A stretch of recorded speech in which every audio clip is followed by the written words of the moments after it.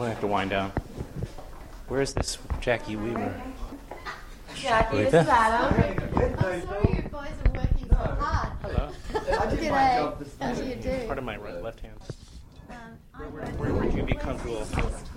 Oh, just kind of like hold it. Sorry, I don't have I didn't bring my table stands.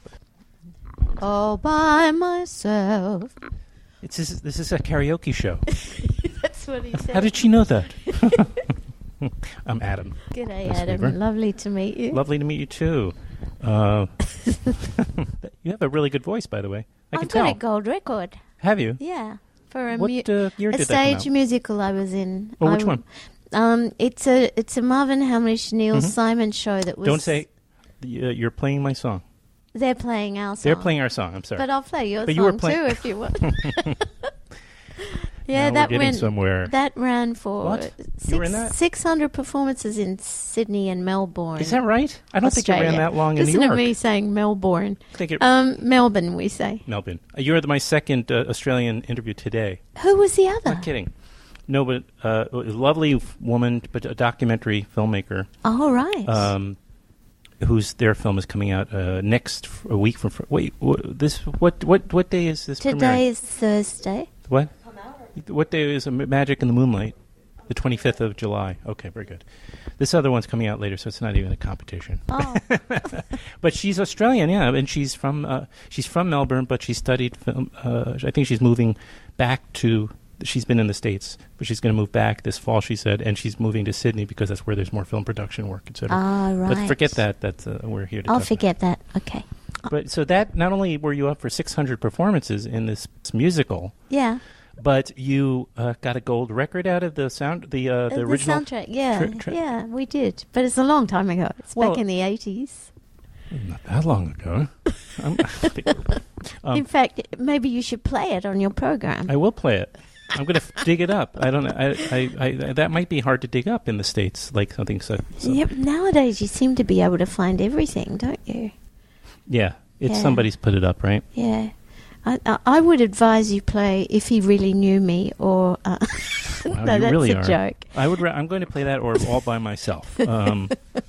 Dreamweaver, Because because I'm Dreamweaver. those are great ballads. Yeah. So were you also? I mean, I know that you're some of your early film work, Picnic at Hanging Rock being very notable, for instance, for the great Peter Weir. Yeah. But somewhere between that and Woody Allen and David O. Russell and Robert Michaud. David Michaud. David Michaud. Yeah. I have to edit. I'll give And you they're lovely- $5 if you know what the O in the middle of David O. Russell stands for. Do I get one guess or three? I think only one guess Oh, dear. for $5. Well, That's- the obvious one, and this is my way of trying to sneak in a couple of extra guesses, if I were to guess the obvious one, so it's not an official guess, would be Oliver, but somehow or other... I thought you were going to say, like Harry S. Truman, the S stood for nothing. I had that in my name. Do you? My name's R. Adam Shartoff.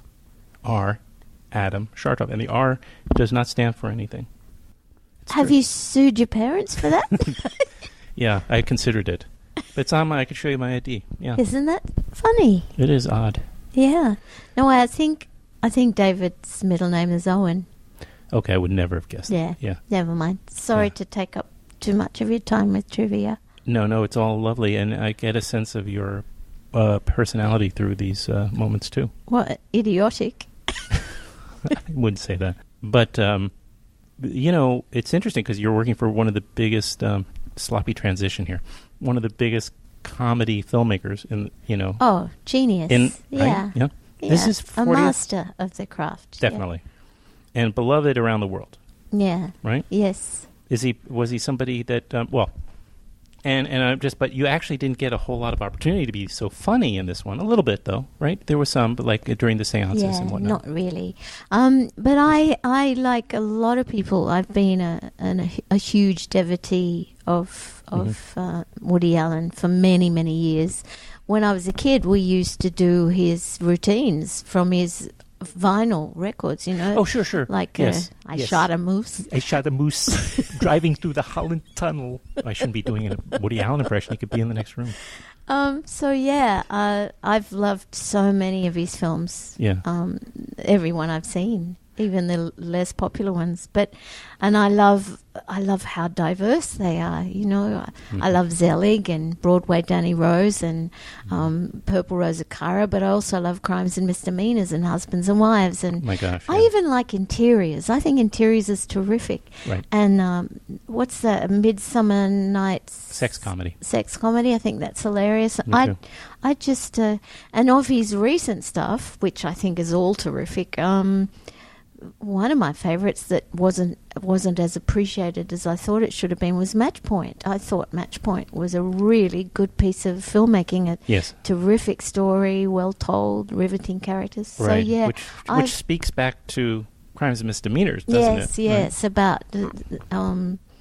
About morality. It's a morality tale and the choices that one makes. And exactly. Yeah. Right. Because he's a philosopher as well as a comic.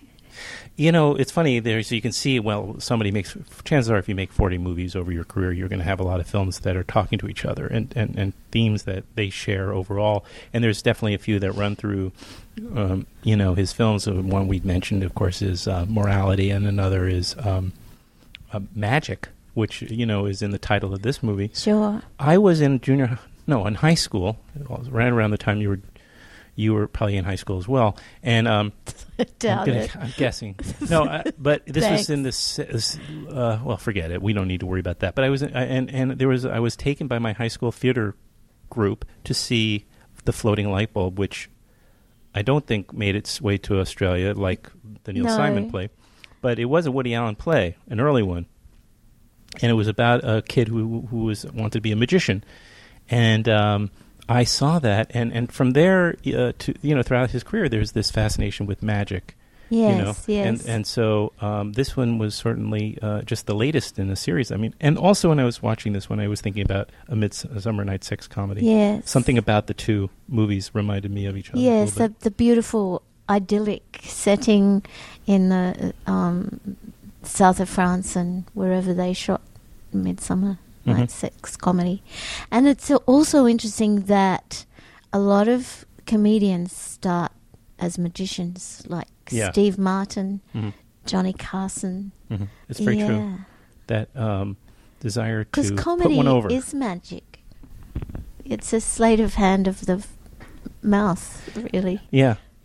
You are taking and the audience, mind, taking your audience in one direction and then pulling one over on them. Making them laugh. Right, yeah. The comedies, I mean, dying is hard, but comedy's harder. Obviously, this was a dream come true, working with Woody Allen, as you said, but we know you from some darker material. Animal Kingdom, for instance, which is, I'm sure you run into this a lot, one of my favorite movies. It's a good film. It really is. I haven't seen the Rover. No, I haven't seen Shall it we yet go? either. Yeah, okay. A date. I've got a date. We should go and see that. I would love to. I missed it. I've heard it's terrific. I've heard it's really good. That Robert Pattinson shows a whole new side to him that people will be pretty impressed with. Yeah. But I welcome like all these great Australian actors because there's such good films we're getting from you guys. Yeah. Or you're in a lot of American films too, I've noticed, like this one. Yes. But tell me about, because I'm kind of getting lost here, it seems like you would definitely gravitate towards doing comedy. From your personality, I'm seeing. I've done a lot of comedy in Australia, and I'm a bit of a wise ass. Are you? But I've done a lot of comedy, but I've also done drama. So I've been an actor for 52 years. So I've covered the waterfront, really. Gotcha. Yeah. And is comedy harder for you? Because you kind of alluded to that a little bit. I think comedy's harder for... Well, it's a silly generalization, but I think making people laugh is hard work. Whether you're slapstick or whether you're serious observer of human foibles, comedy requires skill and innate gift. Mm-hmm. I don't think everybody could do it.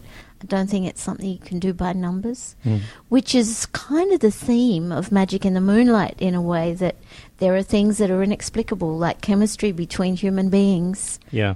is not based on a formula. It's not something you can be necessarily logical about. Mm-hmm.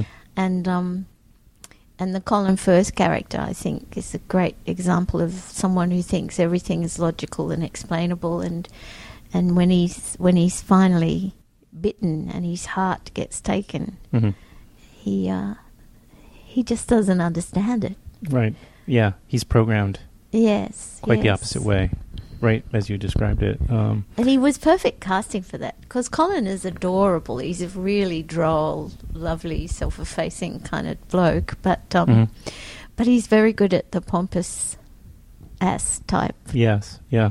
Yeah. I haven't seen him in that role recently, or none come to mind exactly. Well, he's always adorable. I mean, Love Actually, which my husband and I watch every Christmas religiously, as we do It's a Wonderful Life, Do you? like millions of people around the world. Yeah. We watch both of those on Christmas Eve, and we bawl our eyes out, and then we open our presents.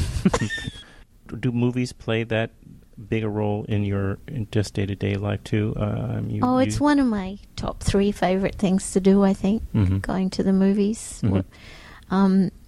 Ideally on a Tuesday morning when there's no one else in the cinema. Oh, And I I see. don't watch movies on a small screen if I can help it. Never on my computer, and never on an aeroplane. I think it's a kind of insult to the filmmaker. I think Really? Yeah. I need to be in a darkened cinema where there's no distraction. Even my husband eating popcorn irritates me. Yeah. So you're really traditional in that way when it comes to the movies. 'Cause- I want a full religious experience with a great big screen in the dark. Okay. I want to be transported Right. to It is. where the filmmaker intended. Yeah. I mean, I speak to a lot of filmmakers, and it's surprising which ones, really, really want to have that theatrical, want to have their movies played theatrically, want audiences to see it on that kind of in that kind of environment. But there is also a surprising number that say, I'm happy people are watching it at home. They can watch it on their Well, it's tablets. better they can than watch not watching it at all. Yes. That's true. But if you've ever, and it's happened to me, seen something in a cinema and also seen it on a DVD on a screen smaller than 30 inches, then it just doesn't compare. You miss a lot You that you're do. not aware of because you don't know what you're That's missing. right. In terms That's of right. detail, nuances that you can really appreciate when you're in a dark theater watching it on a larger Yeah. screen. Yeah. Well, this one was beautiful. Was it entirely shot in the? I know part of it takes Yeah. place in Weimar, Germany, but did they shoot the whole thing in France? Or I'm just kind of curious about that. Yeah, it was all shot in France, I think. Yeah. Can you describe the clip? Because he is such a prolific filmmaker, obviously with a film a year. Can you describe the pace of the film? What you're expected to? How you're expected to function? Well, on he that runs type of a set. he runs a very quiet set. It's very gentle. He doesn't say much at all. He's very quiet. There's no rehearsal. You plunge straight in, which is another challenge, especially when you work in the theatre and you get 6 weeks rehearsal and you have a chance to try out 20 different choices of a way to do something. But it's also a valid way of working. I mean, it's exciting. And also, his scripts are foolproof. They are so beautifully written that it's there on the page. Right. So yes, he doesn't say much, but I learned a long time ago that when most directors don't say much, they're happy with what they're getting. Some actors are really neurotic; they want to be talked to all the time, and some directors do that, and that's also a perfectly valid way of working. I can deal with that. Some directors talk too much, and they fill your head with things, and you get confused. Not the case here. Not the case here. Well, we're unfortunately, I think, we're given so little time. We didn't get to sing our duet. We didn't get...